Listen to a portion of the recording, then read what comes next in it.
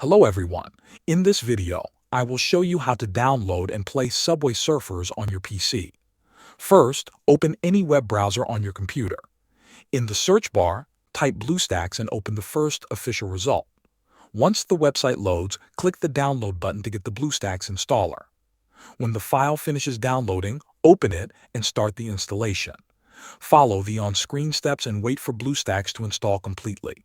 This may take a few minutes, depending on your system. After installation is done, BlueStacks will open automatically. Sign in with your Google account just like you would on an Android phone. This step is required to access the Play Store. Now inside BlueStacks, find and open the Google Play Store. Click on the search bar and type Subway Surfers. Select Subway Surfers from the search results. On the game page, click the Install button. Wait for the game to download and install inside BlueStacks. Once the installation is complete, you will see the Subway Surfers icon on the BlueStacks home screen. Click on it to launch the game. The game will start, and you can play it using your keyboard or mouse. You can also adjust controls from the BlueStacks settings if needed. That is how you download and play Subway Surfers on your PC using BlueStacks. Thanks for watching.